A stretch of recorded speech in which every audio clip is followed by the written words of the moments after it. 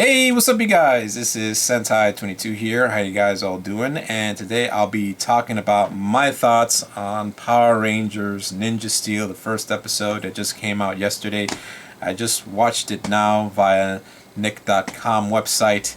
And I gotta say, this episode was very predictable. Also, Saban, please stop rehashing my dad disappeared, my dad. What about the mother? Why the dad? I mean, it's not just Power Rangers, it's universal. I mean, Power Rangers, Dino Charge, VR Troopers, Dragon Knight. I mean, enough with my dad disappearing. I mean, couldn't just the dad be the mentor? It would have been awesome. I mean, why? And also, his Brody's brother. Obviously, he's going to be the Gold Ranger automatically. We know that it's gonna be obvious. But other than that, the characters were fleshed out a little too fast. Of course, you got the Bulk and Skull dynamic with the jock and nerd. Kelson Henderson is back. For those of you who don't know who Kelson Henderson is, he is the actor that portrayed a lot of characters in the Power Rangers series, mostly in the Disney era.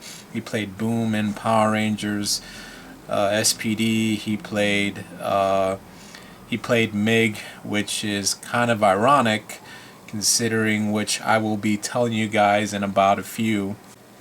He also played Flint in Jungle Fury.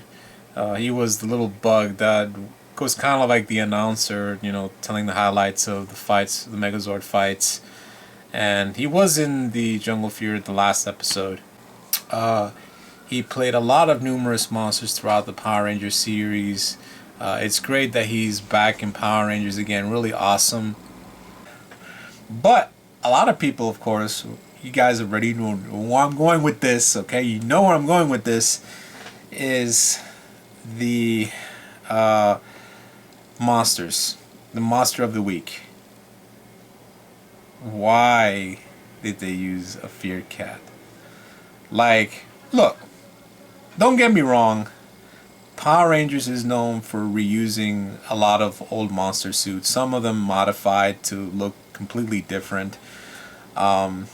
I mean, if you look at, say for example, Power Rangers Lightspeed Rescue, you notice in the first episode they use the Psycho excuse me, they use the Psycho monster form as the first monster of the week, but at least with that they modified it some so it wouldn't be so distinct. As well, if you look at the final episode where Queen Banshira falls into a pit of Mighty Morphin Power Ranger monsters, you know, there you go. I mean, so this isn't the first time.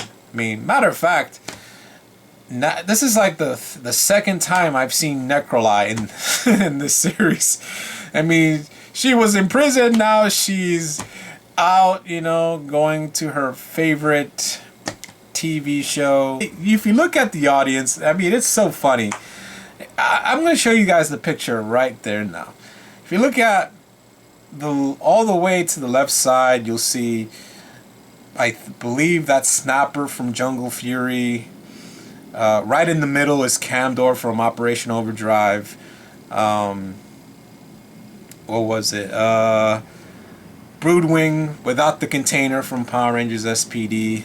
And there's some shots of which I didn't take a screenshot of. If you look, there was a Jungle Fury monster in the background as well.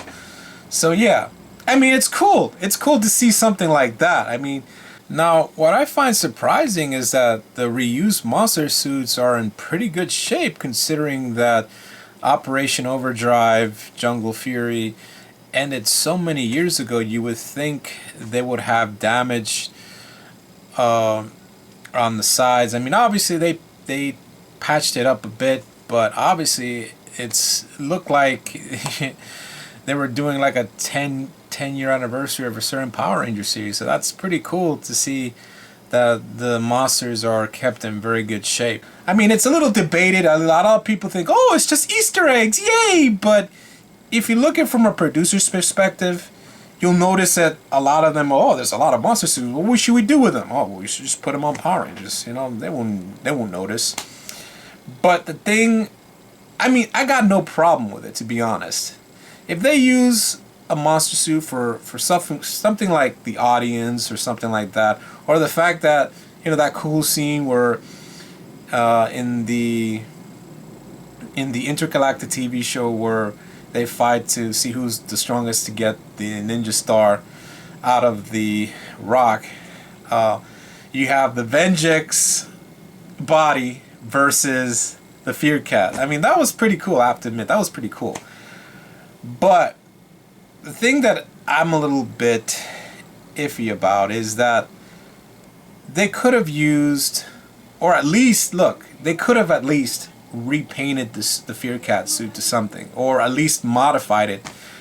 But it's plainly obviously that they didn't. They think that they probably thought that that suit was just a regular Monster of the Week suit, but the Fear Cats had a predominant role in Operation Overdrive, and it's a shame that they didn't use, say for example, the monsters from the Ninja or Tokuger. It would have been a lot better. As a matter of fact, the host is actually a Tokuger monster.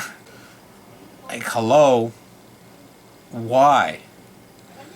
I mean, it just doesn't make any sense to me. Why did they do that? It just doesn't make... Look, again, I got no problem with them reusing monsters. It's just that when you're using a suit, that's like, say for example, if they use the Lord Zed suit as the Monster of the Week. You think people won't notice? You think people won't notice? You know, I bet you maybe the producers thought, oh, Operation Overdrive sucks. Nobody watches Operation Overdrive. But people do. Okay, I'm one of those people. But it just, like, my mind is just off the chain right now. It's not a good or a bad premiere, I'll tell you that much, okay? It's not bad. I think the characters will flesh out a lot better as the time goes on. So, anyway guys, what do you think of the first episode of Power Rangers Ninja Steel? Please let me know in the comments. This is Sentai22 and thanks for watching.